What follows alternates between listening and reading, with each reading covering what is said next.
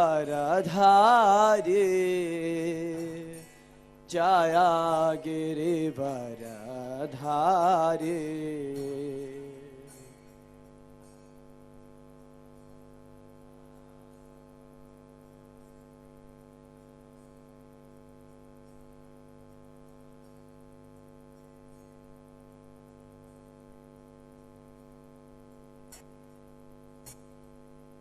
जय यशोदनन्दना जय ब्रजजनरञ्जना जय यशोदनन्दना ओ जय ब्रजजन जय यशोदनन्दना जय ब्रजजनरञ्जना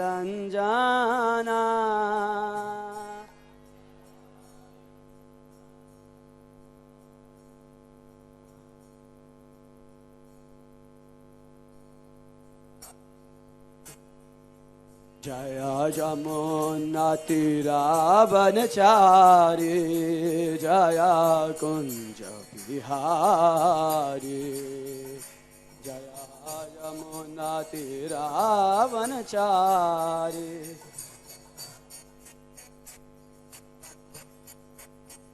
जय यमुनातीरावनचारी जय कुञ्ज बिहारी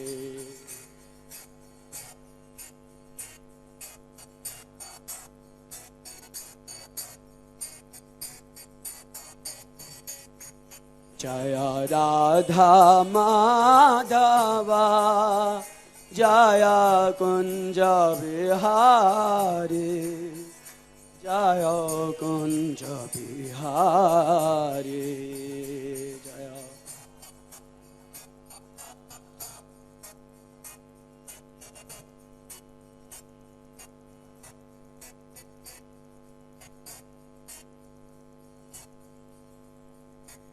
जय राधा माधव जय राधा माधव राधा माधव जय राधा माधव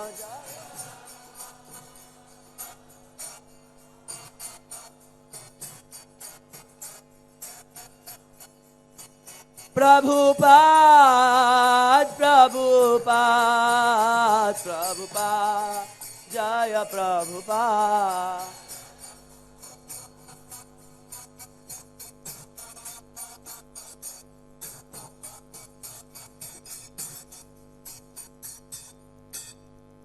ओम विष्णुपाद आचार्यवर अष्टोत्तर शत श्री श्रीमद् अभय चरणारविंद भक्ति वेदांत स्वामी श्रील प्रभुपाद की जय। नित्य लीला प्रविष्ट ओम विष्णुपाद परमहंस परिवाजगाचार्यवर अष्टोत्तर शत श्री श्रीमद् भक्ति सिद्धांत सरस्वती ठाकुर श्रील प्रभुपाद की। साक्षात वैराग्य मूर्ति श्रील गौर किशोर दास बाबा जी महाराज की जय। सच्चिदानंद ठाकुर श्रील भक्ति विनोद की जय। वैष्णव सार्वभौम श्रील जगन्नाथ दास बाबा जी महाराज की जय। अनंत कोटि वैष्णव वृंद की जय। नामाचार्य श्रील हरिदास ठाकुर की जय। प्रेम से कहो श्री कृष्ण चैतन्य प्रभु नित्यानंद श्री अद्वैत गदाधर श्रीवासादि गौर भक्त वृंद की जय। श्री श्री राधा कृष्ण गोप गोपीनाथ श्याम कुंड राधा कुंड गिरि गोवर्धन की जय। श्री वृंदावन धाम की जय। श्री मायापुर धाम की श्री श्री ललिता विशाखा राधा पारसार्थी जी की जय। श्री श्री सीताराम लक्ष्मण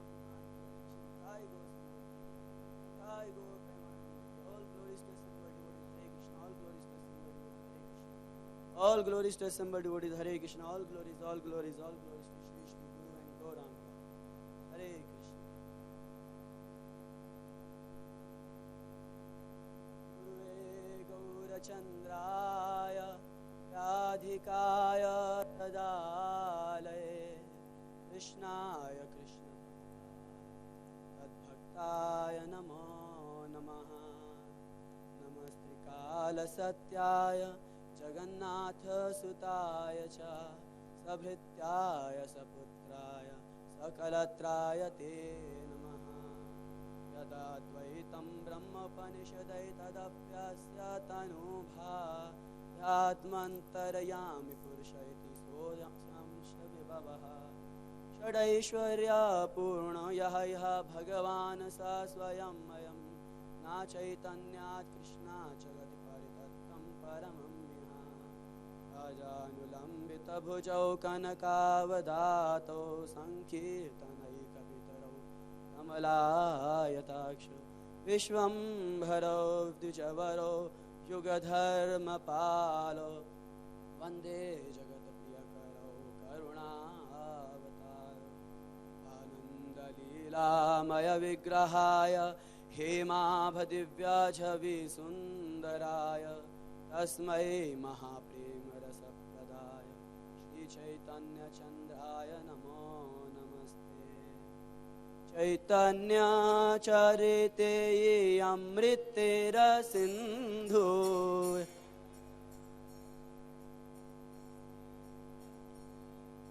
चैतन्यचरिते अमृतेरसिन्धु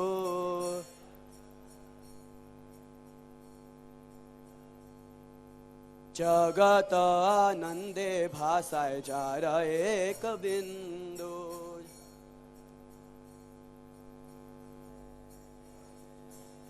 चैतन्य लीलाए अमृतेर सिंधु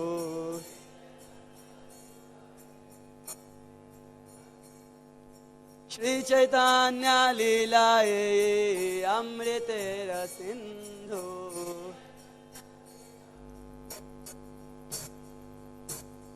त्रिजगत भासाइते पारे जार एक बिंदु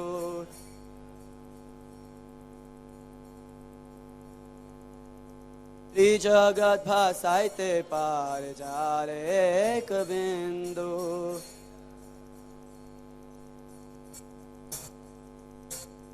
चैतन्य चरितये अमृतेर सिंधु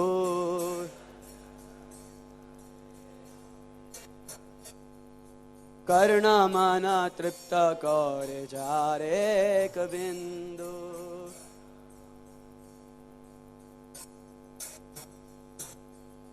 जय जय जय पद्मावतीरनंदना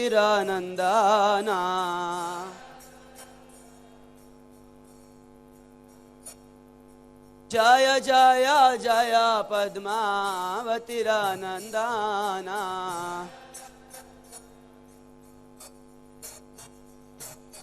जय नित्यानंद सर्व वैष्णवेरधाना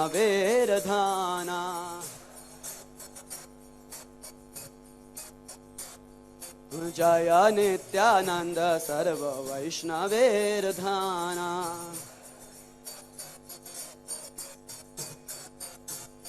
सर्व वैष्णवेर पायरे करी नमस्कार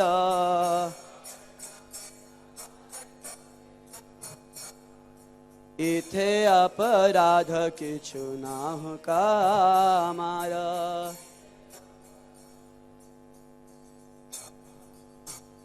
तबे करिला प्रभु गया ते गमाना ऊपर बोर्ड पे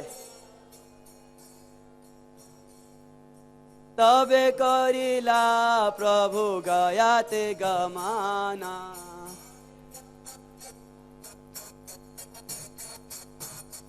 ईश्वर पुरीर संगे तथाई मिलाना तबे करिला प्रभु गयते गमाना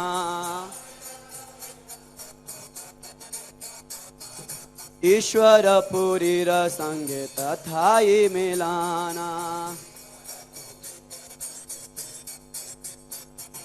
तबे तो करिला प्रभु गयते गमाना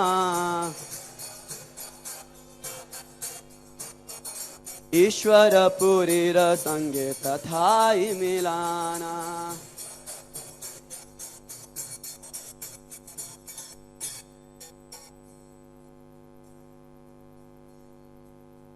तबे तो करिला प्रभु गयते गमाना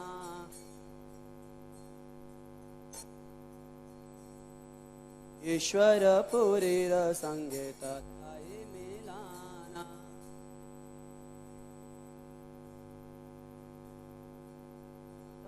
करेला प्रभु गया ते गमाना।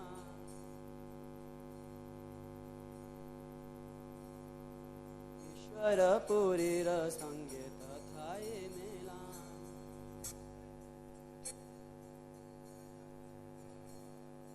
तवे तो करेला प्रभु गया ते गमाना।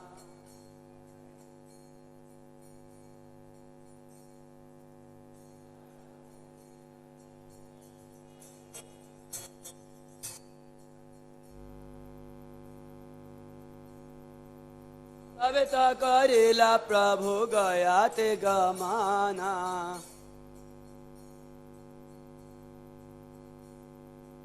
ईश्वर पुरी संगे तथा ये मिलाना।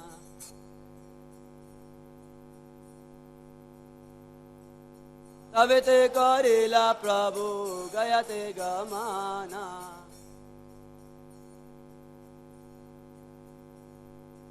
ईश्वर पुरी संगे तथा ये मिलाना।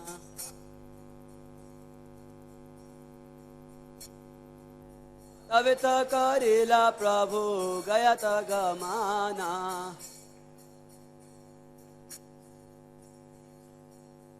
ईश्वर पुरी संगे। माता जी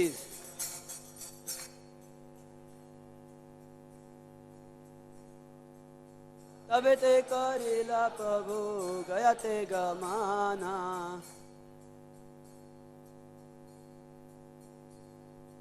ईश्वर पुरी संगे तथा ये मिलाना। हरे कृष्णा कृष्णा कृष्णा हरे हरे, हरे राम राम राम हरे हरे।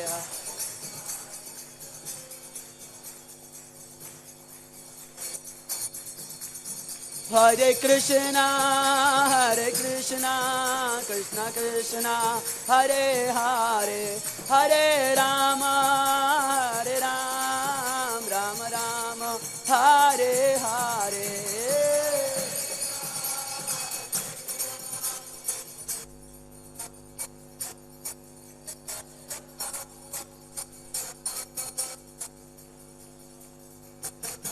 जय प्रभुपदा जय प्रभुपदा, प्रभुपदा जय प्रभुपदा,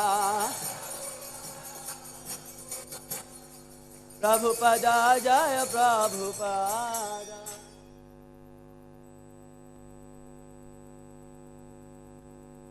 अनुवाद व तात्पर्य जगत गुरु श्रील प्रभुपाद जी के द्वारा। अनुवाद। इसके बाद महाप्रभु गया चले गए। वहां उनकी भेंट श्रीला ईश्वरपुरी से हुई। सभी हमारे साथ। इसके बाद महाप्रभु गया चले गए। वहां उनकी भेंट श्रीला ईश्वरपुरी से हुई। तात्पर्य श्रीला प्रभुपाद जी के द्वारा। महाप्रभु अपने पूर्वजों का श्राद्ध करने गए। यह अनुष्ठान पिंडदान कहलाता है। वैदिक समाज में किसी संबंधी की विशेषतया पिता या माता की मृत्यु के बाद गया जाना होता है और यहाँ भगवान विष्णु के चरण कमलों पर श्राद्ध अर्पण करना होता है। अतएव नित्य प्रति लाखों लोग गया जाते हैं और श्राद्ध करते हैं। इसी नियम के अनुसार श्री चैतन्य महाप्रभु भी अपने दिवंगत पिता का पिंडदान करने गए। सौभाग्यवश वहीं उनकी भेंट श्रील ईश्वरपुरी से हुई। मुखम करोति वाचालं पंगुम लंगायते गिरिं यत्कृपातमहं वन्दे श्री गुरुं दीनतारिणं परमानंद माधवं श्री चैतन्य ईश्वरम्। यहाँ पे उपस्थित हमें आशीर्वाद दें। ये श्री चैतन्य महाप्रभु की मधुर अथवा अत्यंत गंभीर लीलाओं के विषय में हम चर्चा कर सकें और इस प्रकार से बोल सकें कि श्री कृष्ण को आनंद हो, वैष्णव आनंदित हो और हमारे हृदय को भी शुद्धि प्राप्त हो, जिसमें कि श्री कृष्ण विराज सके। हरे कृष्ण।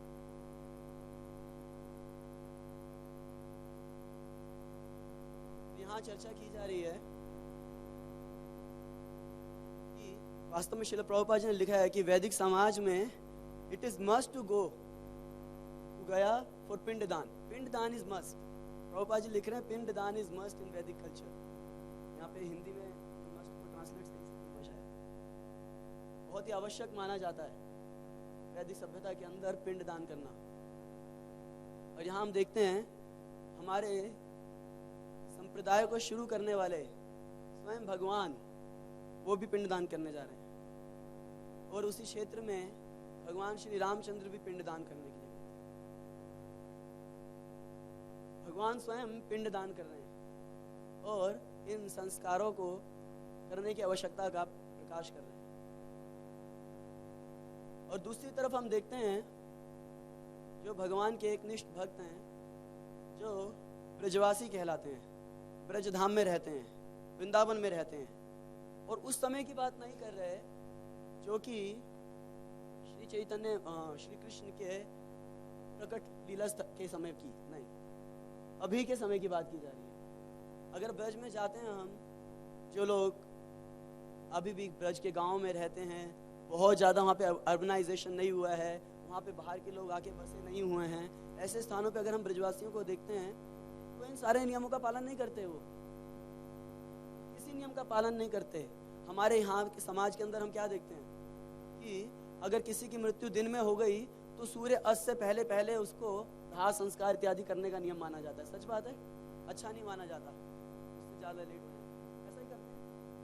अगर मान लो किसी की सुबह मृत्यु हुई या रात में मृत्यु हुई तो सुबह सूर्य उदय से पहले ब्रह्म मुहूर्त के बाद किसी भी समय जाते हैं वहाँ पर करने के लिए। ऐसा ही है, इतने सारे नियमों का पालन करते हैं। और जो ब्रजवासी लोग हैं वो क्या करते हैं, जिस समय किसी की मृत्यु होती है उसको उठा के बांध करके ले जाते जलाने के लिए, चाहे वो रात के 12 बज रहे हों। आवाज सबको साफ सुनाई दे रही है? आवाज नहीं सुनाई दे रही सबको? हरे कृष्णा, अभी सबका आवाज सुनाई दे रही है?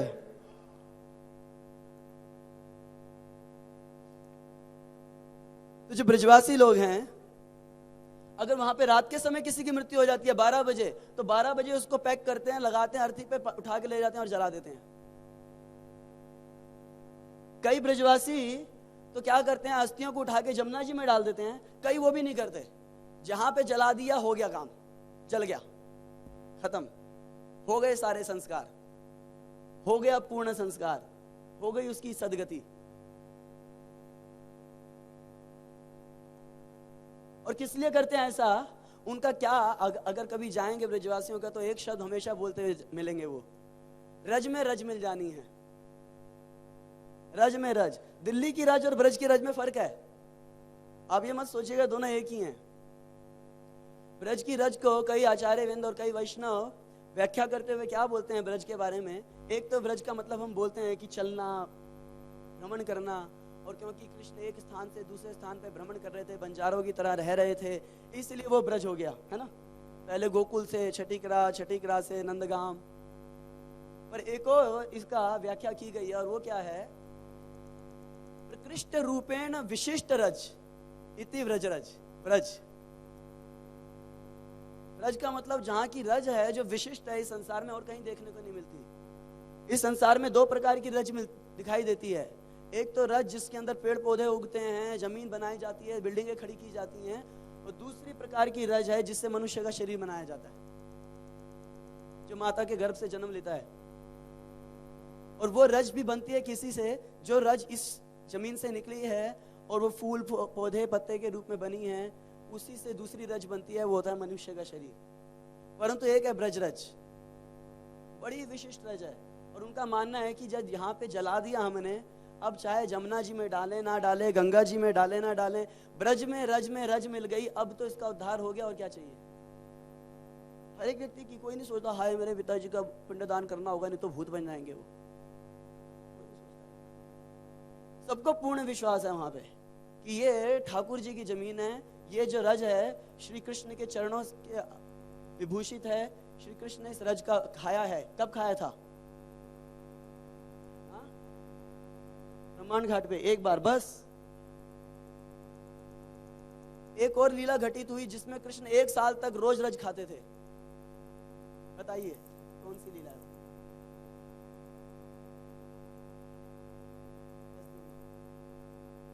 जब बछड़े बन गए थे, यस, जब कृष्ण बछड़े बन गए थे तो उनका एक पर्पस ये भी था कि ब्रज रज को पूर्ण संतुष्ट करना। वहां पे तो एक बार खाया माता आ गई और सबने कंप्लेंट कर दी और दोबारा खा नहीं पाए। तो अभी पूर्ण रूप से ब्रजरज को संतुष्ट करने के लिए चरण से तो विभूषित कर ही रहे थे और साथ ही साथ अपने मुखारविंद में भी उसको डालेंगे, इसीलिए 1 साल तक बछड़े बने रहे और ब्रजरज का मान किया। तो ऐसी रज है वो। और इन ब्रजवासियों को जो आज भी रह रहे हैं वहां पे, जो कृष्ण को पूर्ण रूपेण समर्पित हैं, और वो क्या सोचते हैं कि यहाँ पर अगर किसी का देह कांत हुआ, यहाँ जलाया गया, तो इसका मतलब उसकी मुक्ति हो गई, हमें और कुछ करने की जरूरत नहीं है, क्योंकि इसको क्या प्राप्त हो गया? श्री कृष्ण के चरणों की गति प्राप्त हो गई, ब्रजरज प्राप्त हो गई। अल्टीमेटली भाई ये किस लिए है? पिंडदान किस लिए किया जाता है? किस लिए किया जाता है? बताओ प्रभु जी, क्या नाम है आपका?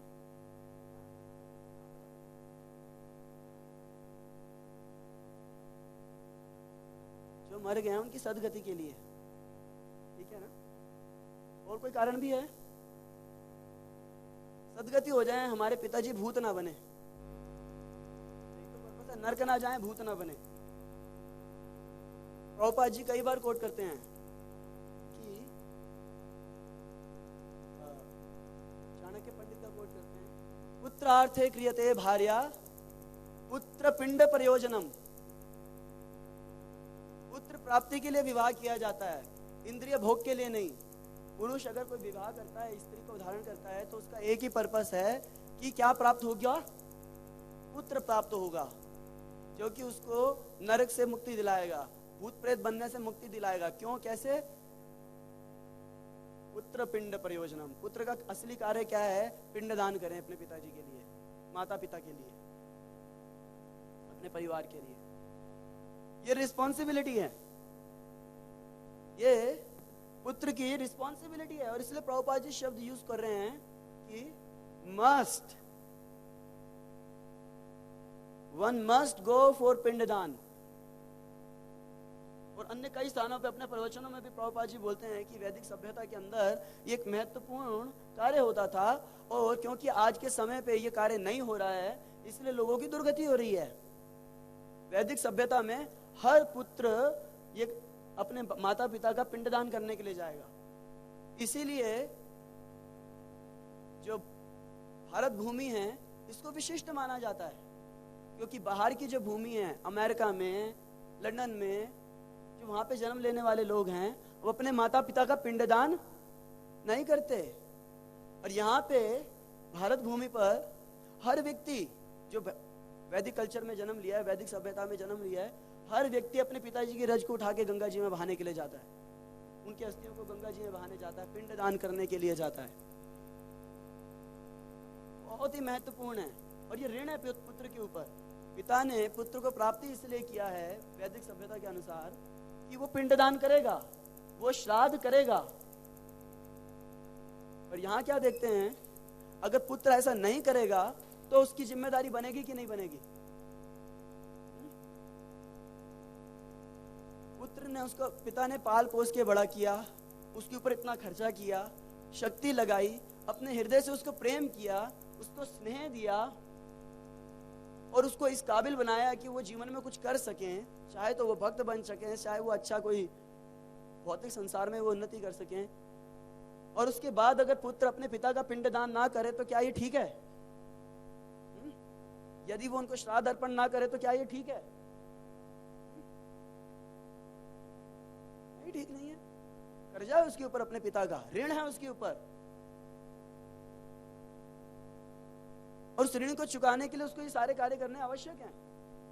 और शास्त्र बताते हैं कि यदि मान लीजिए कि उसके पिता जो हैं वो भूत प्रेत नहीं बने, वो नरक में नहीं गए, और फिर भी यदि वो पिंडदान करता है तो उसका फल उसको ही प्राप्त होता है वापस। तो दूसरे दृष्टिकोण से भी अगर पिता के बेनिफिट के लिए नहीं तो अपने बेनिफिट के लिए भी करना बनता है। तभी श्रील प्रभुपाद जी जब वर्ण आश्रम धर्म की जहां भी चर्चा करते हैं, इसके महत्व का प्रकाश करते हैं कि हर एक व्यक्ति की रिस्पॉन्सिबिलिटी है कि अपने पूर्वजों के लिए, अपने पिता के लिए, माता के लिए पिंडदान करें, श्राद्ध करें, जिससे कि उनको सदगति प्राप्त हो, इसका पुत्र के रूप में उनके घर में जन्म लेना सार्थक हो जाए, उनको मुक्ति दिला करके, और साथ ही साथ ये स्वयं भी सब प्रकार के ऋणों से मुक्त हो जाए। और ऐसा करने से, केवल ऐसे छोटे छोटे संस्कार कार्य करने से भी वैदिक सभ्यता अच्छे से चल सकती है। भारत के अंदर यदि वैदिक सभ्यता की हम स्थापना करना चाहते हैं, वर्णाश्रम धर्म की स्थापना करना चाहते हैं, तो जो उसके साथ जुड़ी हुई वस्तुएं वो भी करना आवश्यक है कि नहीं है? तो ये बहुत ही आवश्यक वस्तु है, ऐसा शास्त्र बताते हैं। और दूसरी तरफ यही शास्त्र अन्य प्रकार की बातें भी करते हैं, बिल्कुल अलग बात भी करते हैं। और वो अलग बात क्या है? प्रमाण देती है श्रीमद् भागवतम। धुंधुकारी की कथा हम सबने सुनी होगी। हम में से कितने लोगों ने धुंधुकारी की कथा सुनी है? 50% भक्तों ने सुनी है। बाकी सब भक्तों को हम 3 लाइन में सुनाएंगे। धुंधुकारी महादुष्ट व्यक्ति था। उसके पिताजी एक पुत्र चाहते थे। साधु संतों ने बोला, भाई छोड़ दो, पुत्र तुम्हारे भाग्य में नहीं है। फिर भी उनकी इच्छा हो गई और किसी प्रकार से उनको पुत्र की प्राप्ति हो गई, जो कि वास्तव में उनका पुत्र नहीं था। और ये पुत्र जो है महादुष्ट, बचपन में ही बच्चों को कांटों से मारता था, पिटाई कर देता था, किसी से भी झगड़ा कर लेगा, पैसा चुरा के ले आएगा। थोड़ा बड़ा हुआ तो पिता ने सोचा, अरे ब्राह्मण थे पिताजी, बोले कैसा बच्चा प्राप्त हो गया। सन्यास लेकर के जो है घर त्याग करके चले गए। माता जो है पहले से उल्टा थी, उसकी माता उल्टा थी। उल्टा समझते हो ना, अनचेस्ट वाइफ। और अब ये क्या करने लगा, इतना दुष्ट था, इसने अपनी माता को भी मार दिया। नहीं, माता ने तो आत्महत्या कर ली कि कैसा पुत्र है, मेरे को जीने नहीं दे रहा। माता ने आत्महत्या कर ली। अभी क्या किया इसने, अपने घर पे 4-5 वैश्याओं को रख लिया और उनको संतुष्ट करने के लिए बड़ा धन इकट्ठा करने लगा। और कुछ समय के बाद इन वैश्याओं ने सोचा कि कल को राजा को पता लग गया इसने सब हमारे लिए किया है, राजा तो हमें पकड़ लेगा, ये जो धन हाथ में आया ये भी चला जाएगा। उन 4-5 वैश्याओं ने मिलके इसको एक बेड पे लिटाया और बढ़िया से पकड़ लिया चारों तरफ से, और जलते हुए अंगारे लेके इसके मुंह में डाल दिए। ऐसा इसकी मृत्यु हो गई। और मृत्यु हो गई तो उसी कमरे के अंदर गड्ढा खोद के उसको बंद कर दिया, दफना दिया अंदर। और क्योंकि इतने कुकर्म किए थे इसने, कुकर्मों की कोई सीमा नहीं, और मरा भी कितने बढ़िया तरीके से था, तो इसको एक और योनि प्राप्त हुई जिसको कहते हैं प्रेत योनि। ये प्रेत बन गया। और अब ये प्रेत बन के अपने शरीर के आसपास रह रहा था, और वहां पे ये 4-5 वैश्याएं रह रही थी, इनको परेशान करने लगे। तो ये वैश्याएं जो हैं सारा धन उठा के वहां से भाग गई। और इनका एक भाई भी था जिसका नाम था गोकर्ण। गोकर्ण इसलिए नाम था इनका कि शरीर का मनुष्य के जैसा था, और साधु संतों के आशीर्वाद से कुछ प्रसाद खा के गाय ने इस बच्चे को जन्म दिया था, इसलिए इसके सिर पे 2 सींग थे और कान गाय के जैसे थे, इसलिए इसका नाम था गोकर्ण। परंतु इतना संत आदमी था, सारे साधु संत इससे प्रेम करते थे। ये तीर्थ यात्रा पे गया हुआ था, और तीर्थ यात्रा से यहाँ पे आया, तो जब उसको पता लगा भैया मेरा भाई तो भूत प्रेत बन गया, मर गया, तो गए वो कहाँ पे, गया पे पिंडदान करने के लिए। पिंडदान किया, और ऐसा माना जाता है गया पे अगर किसी ने पिंडदान कर दिया, सारा कुछ कर दिया, वो व्यक्ति को प्रेत योनि कभी नहीं प्राप्त हो सकती। तो बना ही हुआ था प्रेत। उसने सारे श्राद्ध किए, सारे नियमों का पालन कर दिया, पिंडदान कर दिया, और उसके बाद वापस आया तो महात्मा फिर भी भूत बना हुआ अभी तक। तो इसने बोला अपने भाई को, क्योंकि ये जो और किसी से कम्युनिकेट नहीं कर पाता था, ये जो भूत था कम्युनिकेट नहीं कर पाता था, परंतु क्योंकि ये काफी सिद्ध थे गोकर्ण, तो अपनी शक्तियों से, आध्यात्मिक शक्तियों से उसने गोकर्ण धुंधुकारी को शक्ति दी कि मेरे साथ कम्युनिकेट कर सको, बात कर सको। तब धुंधुकारी को बताया कि मैं तुम्हारे लिए श्राद्ध करके आया, पिंडदान करके आया, फिर भी तुम भूत कैसे हो। बोला भाई जो काम मैंने किया है ना, गया का श्राद्ध भी कुछ नहीं कर सकता उसमें, बहुत बुरे कर्म किए हैं मैंने। बोले फिर क्या करूं बताओ। गोकर्ण ने बोला मुझे क्या पता, मैं तो भूत हूं, और पता करके आओ। तो फिर वो गए, साधु संतों के पास गए, कई साधु संतों से मिले, फिर वैष्णवों को मिले। जब वैष्णवों से मिले, वैष्णवों ने मिला, जाओ, मिलके कहा जाओ उसको बिठाओ किसी स्थान पे, उसको बांधो, क्योंकि भूत टिक नहीं पाएगा एक जगह पे, उसको किसी स्थान पे टेको। और फिर एक बांस में उसको फंसाया गया धुंधुकारी को, और वहां पे इसके लिए भागवत सुनाओ। और 7 दिनों तक उन्होंने श्रीमद् भागवतम के कोई प्रसंग लेके कथा करी। और जब 7 दिनों तक ये प्रसंग पे कथा करी तो कई लोग और भी सुनने के लिए आए। और 7वें दिन क्या हुआ, वैकुंठ से विमान आया, धुंधुकारी को उसमें बिठाया सबके सामने। विमान पे धुंधुकारी जो भूत बना हुआ था, विमान पे बैठा और वैकुंठ चला गया, भूत से सीधे वैकुंठ। सारे लोग बोलने लगे धुंधुकारी गोकर्ण को, तुमने पार्शियलिटी किया है, तुमने पक्षपात किया है, तुमने पक्षपात किया, अपने भाई को वैकुंठ भेज दिया, हमें नहीं भेजा, हमें नहीं भेजा। बोले नहीं, मैंने तो ऐसा कुछ नहीं किया, वैकुंठ से आया विमान वही लेके गए। तो फिर वहां से आकाशवाणी हुई कि क्योंकि धुंधुकारी कष्ट में था और उसने मन लगा करके बाकी सारी बातों को छोड़ के केवल भागवत सुनी थी, और तुम सब लोग अपने घर के बारे में सोच रहे थे, बच्चों के बारे में सोच रहे थे, बिजनेस के बारे में सोच रहे थे, इसलिए यहीं पड़े रहो। तो सबने गोकर्ण से बोला कि हमें भी जाना है वैकुंठ, दोबारा से भागवत कथा ऑर्गेनाइज की जाए। फिर दोबारा से भागवत कथा ऑर्गेनाइज की गई और सबने देखा था वैकुंठ, सबके अंदर संस्कार बैठे हुए थे उस वैकुंठ विमान के। सबने सोचा वही चाहिए और कुछ नहीं चाहिए। और कथा के एंड में कई सारे विमान आए वैकुंठ से, सबको बिठाया, सबको ले गए। तो ये प्रमाण है कि श्राद्ध करने पे भी, पिंडदान करने पे भी उसका उद्धार नहीं हुआ, तो क्या फायदा ऐसे कार्यों का। इससे अच्छा भागवत पढ़ी जाए,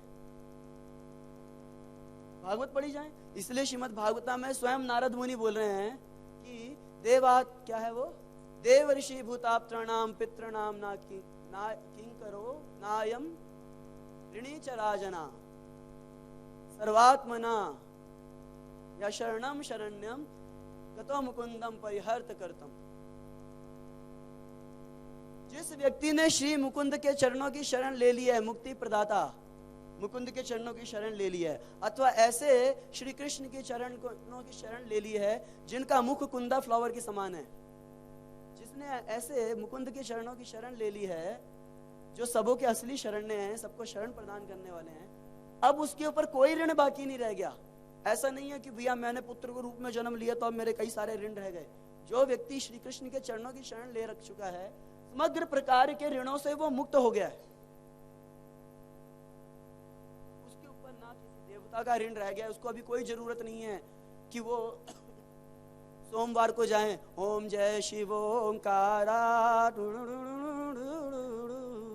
और फिर मंगलवार को जय हनुमान ज्ञान गुण सागर जय कपीस, बुधवार को फिर किसी और के पास जाएं, बृहस्पतिवार को बृहस्पति जी की सेवा में लग जाएं, फिर वो शुक्रवार आए तो जय संतोषी माता।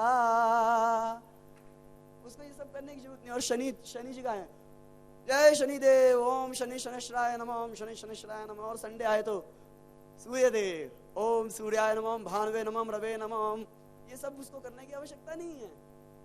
सारे देवताओं का ऋण मुक्त हो गया, क्योंकि सारे देवता तो श्री कृष्ण के शरीर के अंश मात्र हैं। अब उसको अलग से उन सबको संतुष्ट करने की जरूरत नहीं है, क्योंकि उसने शरण किसकी ले ली, मुकुंद की ले ली।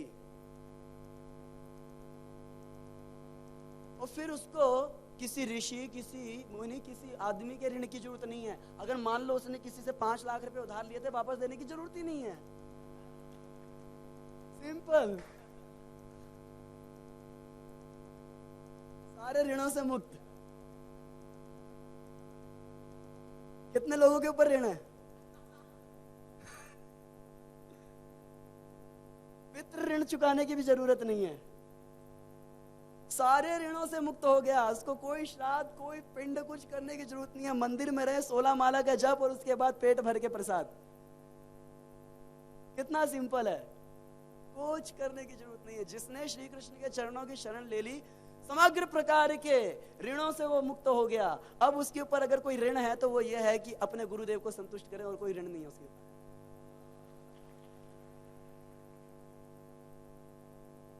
तो फिर हम क्यों देखते हैं कि स्वयं भगवान श्री चैतन्य महाप्रभु, जो कि वैष्णव संप्रदाय की स्थापना करने के लिए आए। आप ये नहीं कह सकते कि वो तो भगवान, चलो जी राम जी तो संसारिक मर्यादा की स्थापना करने के लिए आए थे, पर ये श्री चैतन्य महाप्रभु तो संसारिक मर्यादा की स्थापना नहीं करने के लिए आए थे। ये तो वैष्णवों की मर्यादा का स्थापन करने के लिए आए थे, विरक्तों की मर्यादा का स्थापन करने के लिए आए थे। वैराग्य विद्या देने के लिए आए थे। वैराग्य विद्या का एक अर्थ तो है कि वैराग्य कैसे किया जाए, और दूसरा वैराग्य का अर्थ है विशिष्ट राग प्रदान करने के लिए आए थे श्री कृष्ण के चरणों में, विशिष्ट रूप से श्री कृष्ण के चरणों में जा सकते हैं। तो श्री चैतन्य महाप्रभु ऐसा कार्य क्यों कर रहे हैं जिससे कि लोग बिल्डर हो जाएं, बताइए।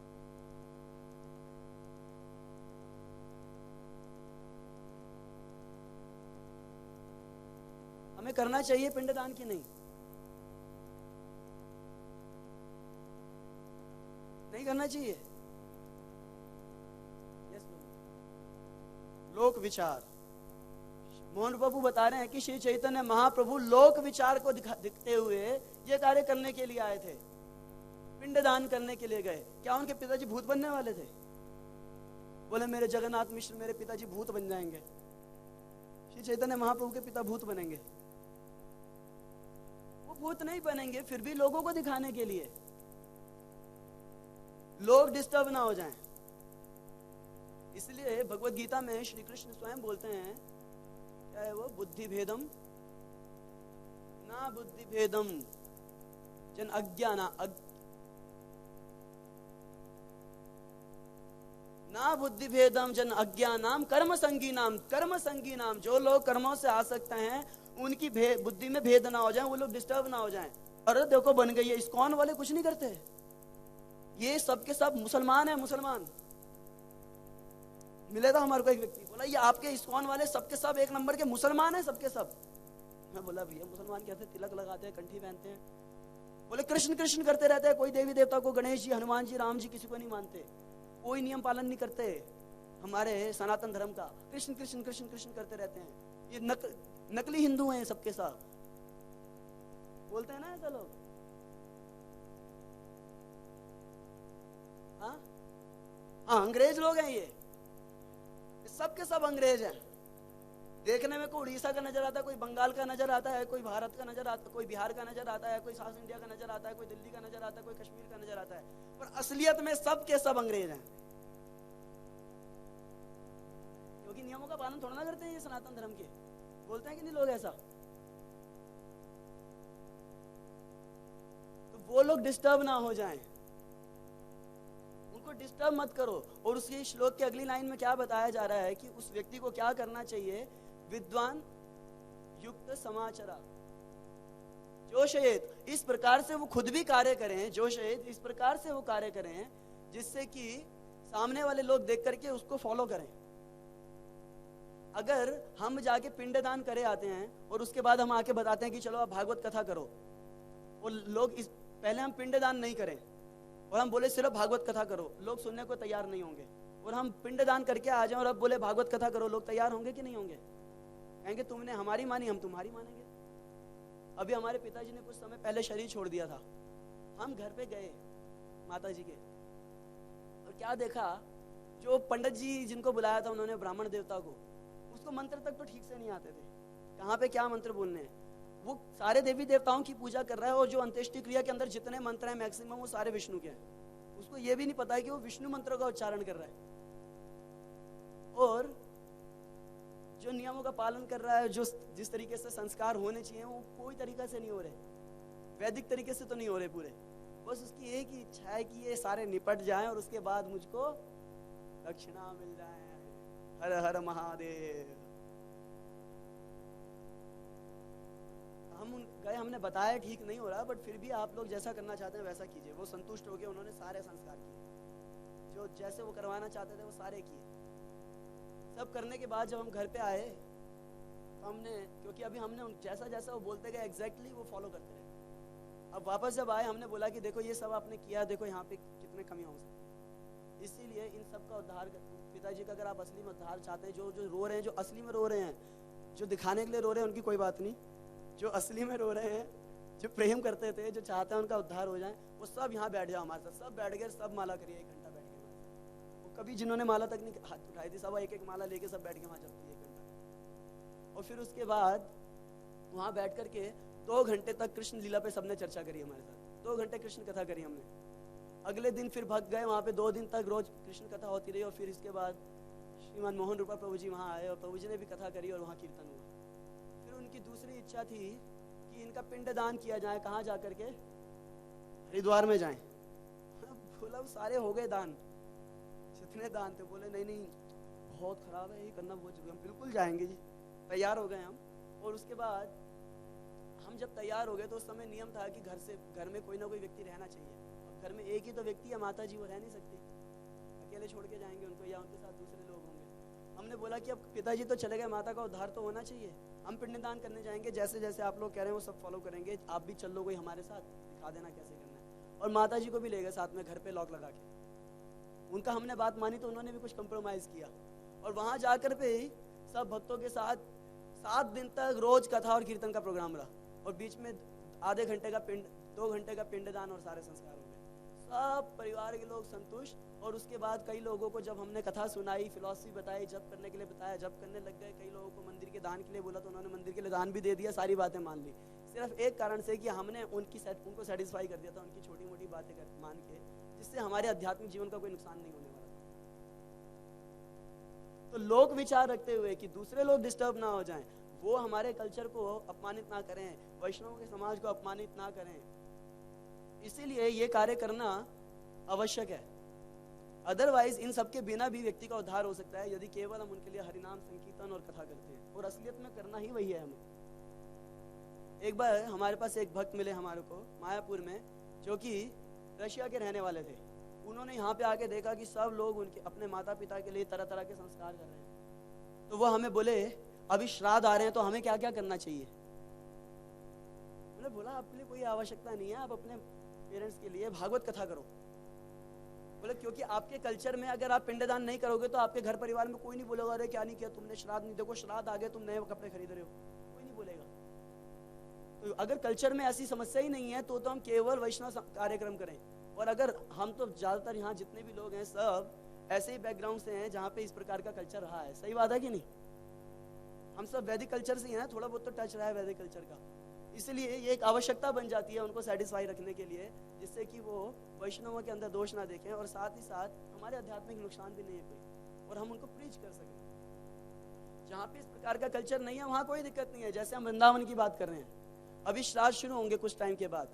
श्राद्ध में जो आज भी सभ्यता का पालन करने वाले हैं, दक्षिण भारत से लेकर के क्या नाम है कश्मीर तक, पूरे ऊपर तक, वो सब के सब कई सारे नियमों का पालन करेंगे, पुरानी चीजें यूज करेंगे, नई चीजें नहीं खरीदेंगे, कुछ नया काम नहीं करेंगे। करते हैं कि नहीं करते? पर ब्रज में थोड़ा अलग होता है। जब यहाँ श्राद्ध शुरू होंगे वहां पे सांझी लीला शुरू हो जाएगी। लोग बढ़िया से सज धज के नए कपड़े पहन के श्रृंगार करके आएंगे और अपने अपने जगह पे इकट्ठे होंगे और वहां पे सब इकट्ठे होंगे, सांझी सब लोग इकट्ठे होंगे और लीला तरह तरह से कृष्ण लीला के ऊपर रंगोलियां बनाएंगे और वहां उत्सव होगा। तो ये ब्रजमंडल है, वहां पे इस प्रकार का कोई कल्चर ही नहीं है।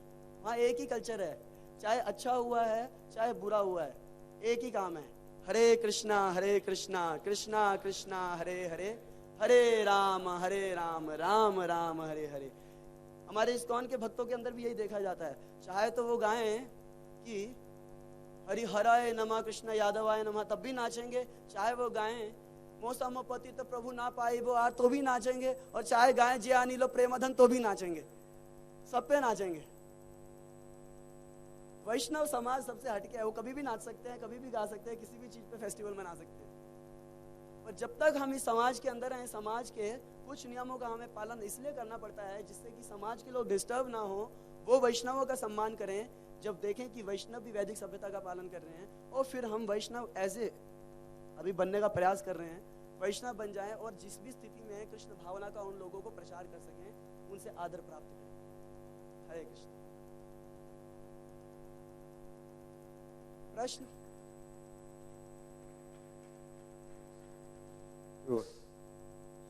इस ग्रेस मोहन रूपा प्रभु जी।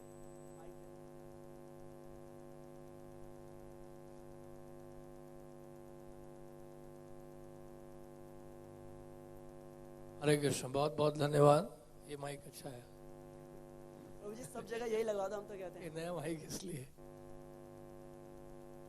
बड़ा अच्छा बताया आपने और बहुत व्यवहारिक रूप से समझाया उसको। और आई बात सही है, क्योंकि हर व्यक्ति भक्ति के स्तर पर है नहीं, तो उनको लगाए रखने के लिए कि कहीं ना कहीं वैदिक संस्कृति से जुड़े रहे, तो कम से कम पिंडदान किया जाए, उसमें अगर हम सहयोग देते हैं उनका तो कम से कम वो करेंगे, फिर नहीं तो होगा क्या, ना वो भक्ति करेंगे ना फिर वो करेंगे, दोनों तरह से मारे जाएंगे वो लोग, क्योंकि वो भक्ति के स्तर में है नहीं। हम चाहते हैं कि वो भक्ति को स्वीकार कर ले, लेकिन वो इस समय तैयार नहीं है भक्ति के लिए, तो कम से कम उनसे पिंडदान करवाया जाए और साथ में संकीर्तन और कथा हो, तो ये फिर उसके द्वारा जो है फिर उनके अंदर संस्कार चल जाएगा भक्ति का। तो इसलिए भक्त बड़े चतुर होते हैं, जैसे आपने भी किया कि हर परिस्थिति को वो कृष्ण भावना भावित बनाना चाहते हैं, ये बड़ा अच्छा है। थैंक यू प्रभु जी, बहुत अच्छा है कि हम एज ए लीडर काम करें सोसाइटी के। हरे कृष्णा।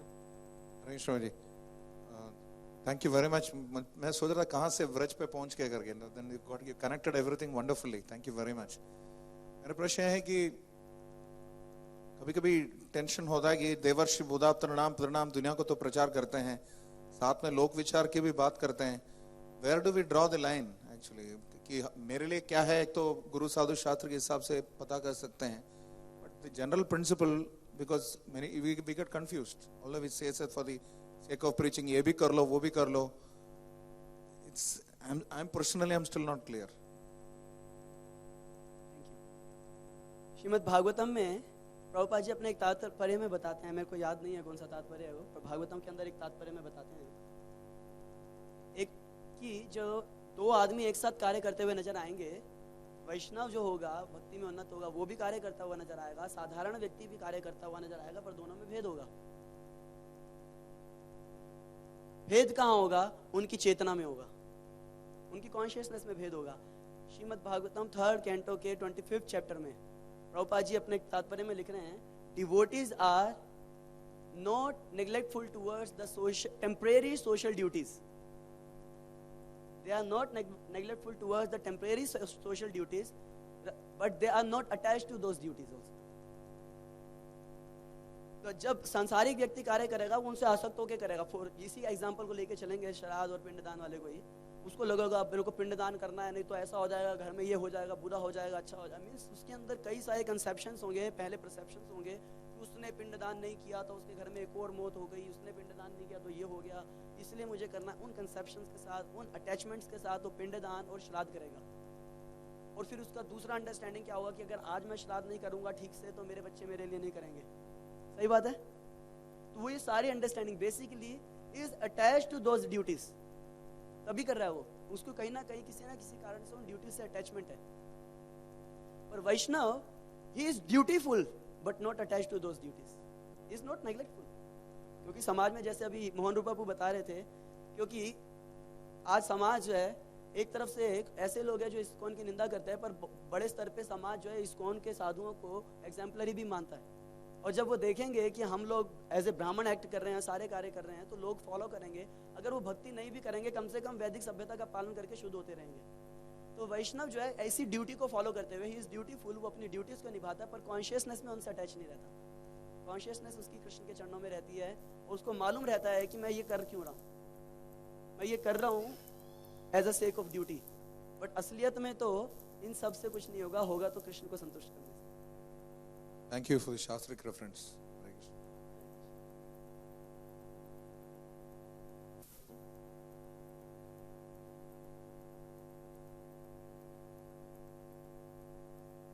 हरे कृष्णा, बहुत बहुत धन्यवाद। बहुत व्यवहारिक बातें बताई हैं। तो यहाँ पर जो बताया गया है कि भगवान गया में जब गमन करते हैं तो वहाँ से उनके जीवन का एक दूसरा ही पक्ष शुरू होता है। जीवन का बहुत बड़ा एक परिवर्तन होता है कि वो उस समय तो शिक्षक थे और व्याकरण सिखाते थे। ईश्वरपुरी से जब मिलन हुआ उनका और जब लौट करके आए तो फिर बिल्कुल बदल गए। तो ईश्वरपुरी रे संगे तथाई मिलन, ये जो घटना है ईश्वरपुरी से मिलन की, तो जब श्री चैतन्य ईश्वरपुरी का दर्शन करते हैं तो वो कहते हैं कि गया में आने का जो असली फल है वो तो हमें आपके दर्शन से प्राप्त हुआ, कि आपके दर्शन से तो करोड़ों पितरों का उद्धार हो जाता है, वैष्णव के दर्शन से करोड़ों पितरों का उद्धार हो जाता है। तो श्री चैतन्य ने इस बात को स्वयं ही पुष्ट किया कि ईश्वरपुरी का जो मिलन है। ईश्वरपुरी के जब गांव से श्री चैतन्य गुजरे थे, कुमारहट्ट जो गांव है वहाँ से जब गुजरे थे, श्री चैतन्य, तो उस गांव की कुछ जो है धूल उन्होंने अपने वस्त्र में बांध ली, अपने बहिर्वास में बांध ली, और फिर ये कहा कि संपूर्ण जो है पृथ्वी के जितने भी तीर्थ हैं वो सब इस धूल में हैं और यही मेरा जीवन है, यही मेरा प्राण है। इस प्रकार से ईश्वरपुरी का उन्होंने जो है महत्व बढ़ाया। और जब ईश्वरपुरी से मिले थे तो इस घटना का वर्णन चैतन्य भागवत में बहुत सुंदर दिया गया, और इस कथा का जो फल है वही बहुत बड़ा बताया गया कि बहुत बड़ा फल है इस कथा का। तो ईश्वरपुरी से जब मिले थे और ईश्वरपुरी को उन्होंने भोजन कराया था, तो विशेष रूप से भोजन लीला, ईश्वरपुरी को जो है उन्होंने अपने हाथ का बनाया हुआ भोजन कराया। तो वो जो घटना है ये विशेष रूप से चैतन्य भागवत में बताई गई है, बहुत रोचक घटना है और बड़ा इसका जो है सुनने का भी फल है। हरे कृष्ण। धन्यवाद प्रभु जी। ये प्रभु जी जो बता रहे हैं, मेरे ख्याल से अगले श्लोक पे इन सारी कथाओं का चर्चा जरूर होगी। अगले श्लोक में उनकी दीक्षा इत्यादि का ही चर्चा होगी। Thank you Prabhu ji. Yes Pandav Prem Prabhu. Hari बोल।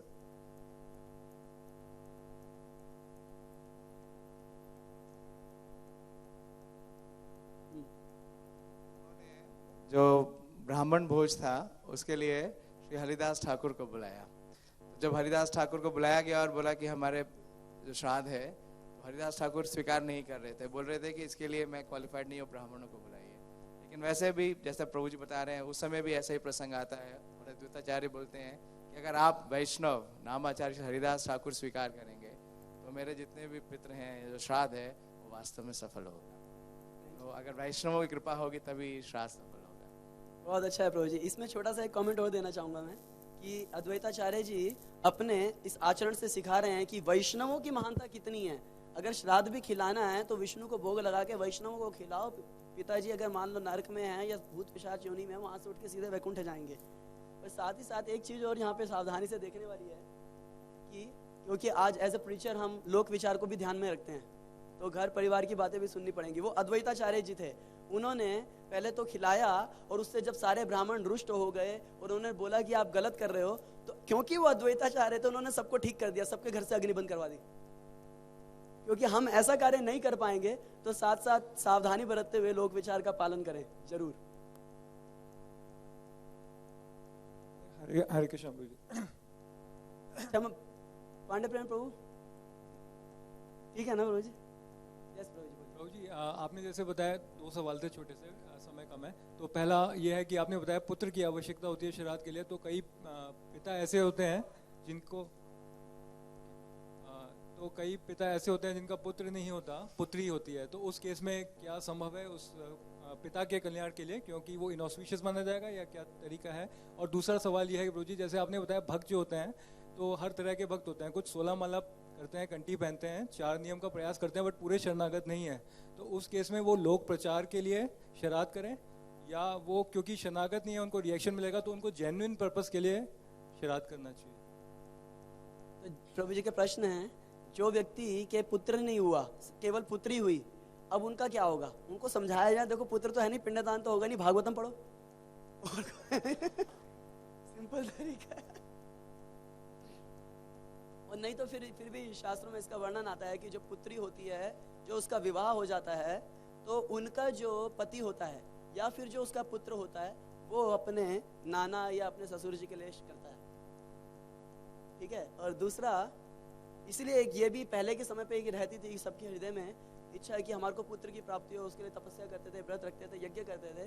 पर पहले के लोग अगर पुत्री होने वाली होती तो अबॉर्शन नहीं कराते थे जाके, पुत्री भी स्वीकार करते थे, पुत्री को भी राजकुमारी की तरह रखते थे, पर साथ में पुत्र की वांछा रहती थी। और फिर दूसरा प्रश्न आपका कि जो 16 माला का जप कर रहा है और क्या नाम है, पूरी तरह शरणागत नहीं है, इतना शरणागत नहीं है, सब कुछ नहीं है। जैसे कि मैं अपना एग्जांपल लेता हूँ, 16 माला का जप कर रहे हैं, थोड़ा बहुत अपना 4 नियमों का पालन भी खींचतान के कर ही रहे हैं, मंदिर में रह रहे हैं, खा रहे हैं, सो रहे हैं, पर चेतना जो है श्री कृष्ण के चरणों में पूर्ण रूपेण अर्पित नहीं है। तब ऐसी स्थिति में एक चीज तो उस व्यक्ति को पता है ना कि अगर असली में उद्धार होगा मेरे पिता का, माता का, मैं असली में ऋणों से मुक्त होऊंगा तो वो कृष्ण कथा और कृष्ण कीर्तन से होगा। नॉलेज तो है ना। अगर वो 16 माला का जप कर रहा है, कंठी पहना हुआ, उसको इतना बेसिक नॉलेज तो होना चाहिए कि नहीं? तो फिर वो बाकी सारे कार्य लोक विचार के लिए करेगा, उनके असली उद्धार के लिए कथा कीर्तन ही करेगा और कुछ नहीं करेगा।